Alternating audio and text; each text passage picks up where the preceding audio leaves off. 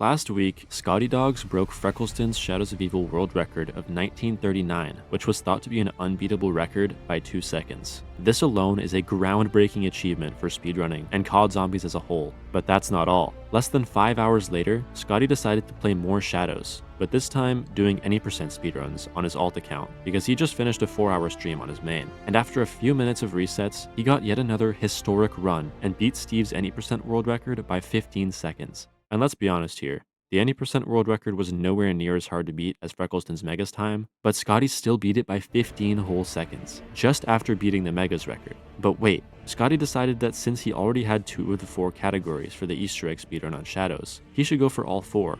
And after about 12 hours of runs 2 days later, he beat Invisible Hole's No Gums record by 4 seconds. And 22:25 is still way faster than the Classics record, the last one he needed at this point, which in theory should be faster than No Gums, but according to the official rules, he didn't have all 4 yet. Actually, 2 attempts later on Classics, he got a 22:49, and then got a 22:17 another hour later to make it official.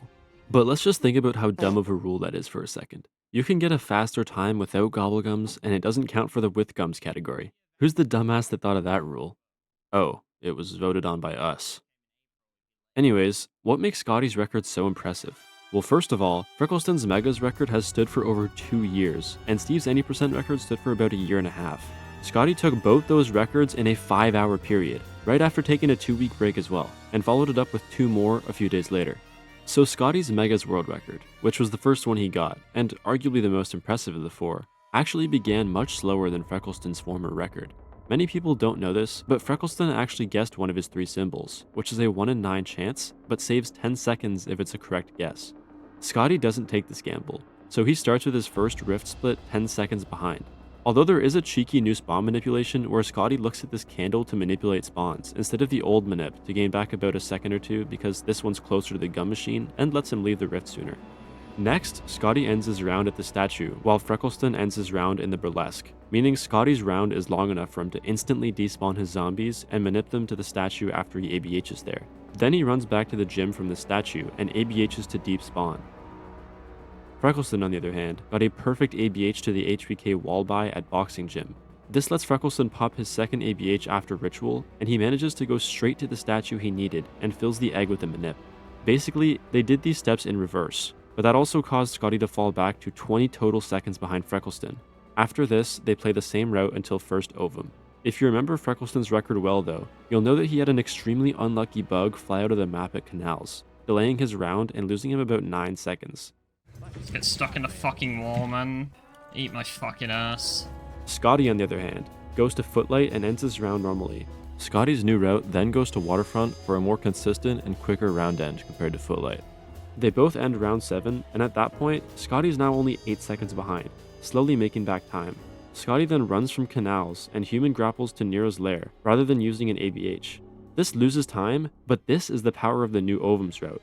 Scotty is 22 seconds slower entering Nero's lair than Freckleston because he ran, but Scotty has a nuke since he didn't use ABH, and Freckleston still has his ABH. So Freck has to manually thin out the round while Scotty can stare at this wall to keep the zombies on the other side alive using a manip and use his nuke on the first flag grab, and run through the portal to Footlight to ensure that all the zombies on the map will burn out and die, leaving only the flag meatballs alive, preventing his round from ending during the flag. Nuking as you start the flag isn't new tech, but doing it on the first flag is, because he ran with the nuke rather than using ABH and stares through the wall to keep zombies alive, making sure he can nuke everything. Well, I hope you guys were able to understand all that. Anyways, they both protect the flag, with Freck human grappling to Nero's lair and then having to nuke the remainder of his round, while Scotty can just place the flag and his round instantly ends because he nuked as the flag started, so he had no zombies left. This brings down the gap in both runs to less than 7 seconds. On round 9, Freckleston got a meatball round while Scotty got a zombie round. This is about 2 seconds faster for Scotty because the zombies on round 9 spawn in that much quicker than the meatballs do. For the next flags, they're about the same speed until Freckleston decides to take a safety gum hit. Basically, to end the speedrun, you need an ABH, because for some reason, the Gobblegum takes you to PAP guaranteed for the last step. I can't say 100% for sure, but I don't think that's deliberate. But Freckleston gum cycle isn't the greatest, and he only has time for 2 more gum hits after this point. And since back then, when Freckleston did this run, he was over 20 seconds ahead of the world record, so he took that safety hit, losing him 4 seconds. Scotty didn't have to worry about this because he already had his ABH. So the last flag is absolute cinema. Both runners are neck and neck here. Scotty, though, has the ABH he needs, so he doesn't have to worry about juggling Margwas and meatballs while trying to hit the Gobblegum machine. Freck does. And to top it off, he gets ABH last in his cycle. So when Freck's flag finishes, his Margwa is still alive, causing him to need to double back and go around him, nearly dying. This loses him 2 seconds. The 2 seconds that Scotty has on the world record. Absolutely crazy. So that was the Megas record. Scotty also beat the any% record just 5 hours later. Before getting into that though, we have to talk about some pretty controversial issues with the categories. The difference between any% and Megas is that Megas allows Megas, but not all of them.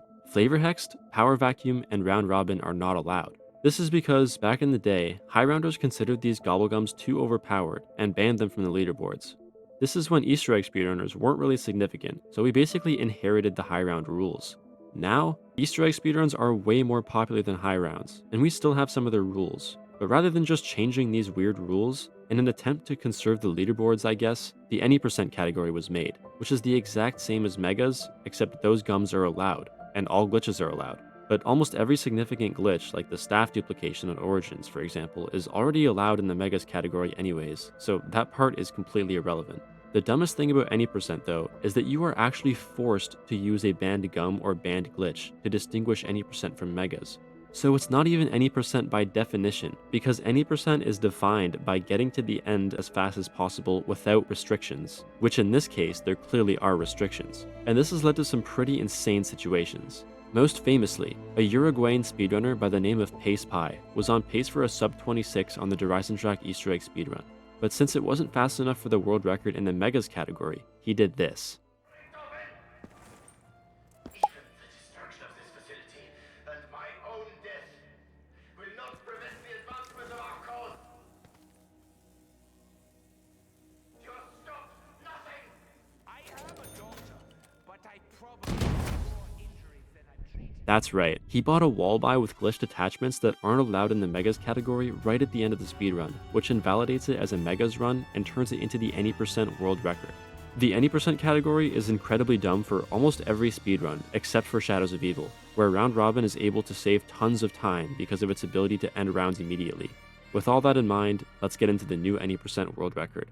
Scotty starts off the run 8 seconds ahead, simply due to playing a faster rift. Scotty continues this pace and gets a gold split in his sword segment due to getting a good ABH, a perfect ABH, and playing extremely well.